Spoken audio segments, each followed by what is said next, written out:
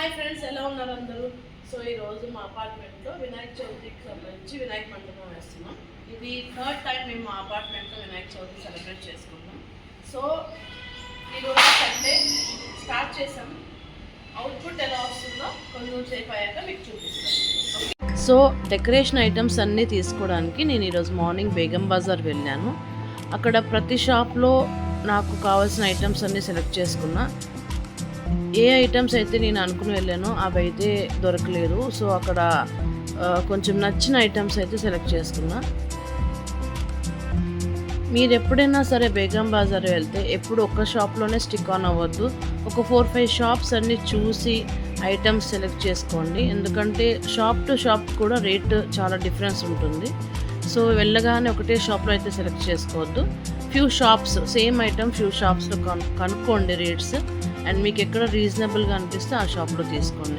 And ఇది festive season కాబట్టి చాలా కాస్ట్ చెప్తున్నారు. అండ్ రష్ కూడా చాలా ఉంది. సో ఈ రష్ టైంలో వెళ్ళి మనకు కావాల్సిన ఐటమ్స్ అన్నీ సెలెక్ట్ చేసుకుని వచ్చేసాం. సో ఇవండి నేను కొన్ని ఐటమ్స్ తీసుకున్న ఐటమ్స్ మీకు ఇప్పుడు చూపిస్తున్నా. ఇవి బ్యాక్ డ్రాప్లో పెడదామని తీసుకున్నా. కొంచెం మంచి లుక్ అనిపించాయి, అందుకే ఇవి తీసుకున్నాను. అలానే నేను కొన్ని బెల్స్ తీసుకున్న హ్యాంగింగ్స్ కోసం. తీసుకున్న బెల్స్కి ఇలా గ్రీన్ కలర్ థ్రెడ్ టై చేశాను హ్యాంగింగ్ చేయడం కోసం.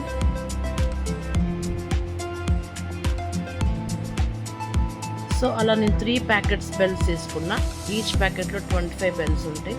సో మేము ఇలాగా 75 బెల్స్కి ఇలా గ్రీన్ థ్రెడ్ కట్టి రెడీ చేసాం. అలానే బ్యాక్ డ్రాప్కి ఇలాగా మెరూన్ కలర్ చమ్కీ ఇది తీసుకున్నాం. సో ఇంకా డెకరేషన్ స్టార్ట్ అయ్యిందండి. మొత్తం మెరూన్ కలర్ క్లాత్ ఇలా 4 సైడ్స్ కట్టేశారు. వాటికి ఇప్పుడు పైన మేము ఇలా బెల్స్ హ్యాంగ్ చేస్తాం.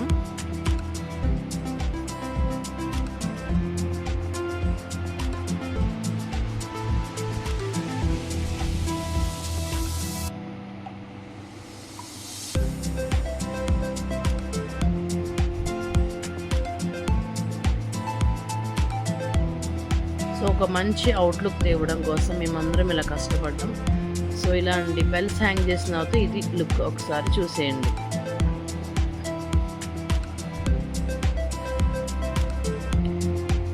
సో మేము కొంతమంది డెకరేషన్లో పార్టిసిపేట్ చేసాం, కొంతమంది వినాయకుడిని తీసుకురావడానికి వెళ్ళారు.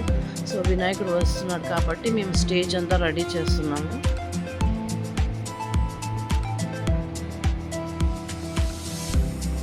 అదిగోనండి రానే వచ్చాడు మా అపార్ట్మెంట్ వినాయకుడు.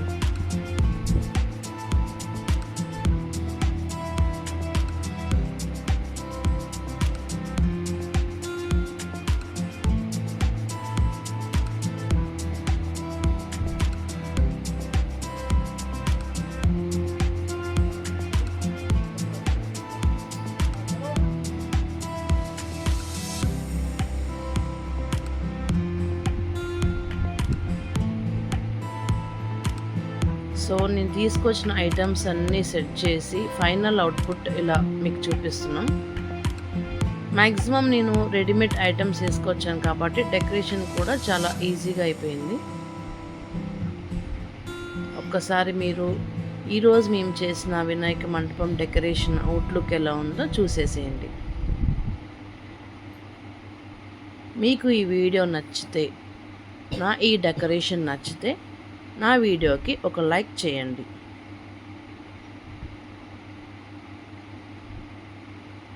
ఈ మంటపం డెకరేషన్ మీకు నచ్చినట్టయితే మీ ఫ్రెండ్స్కి షేర్ కూడా చేయండి.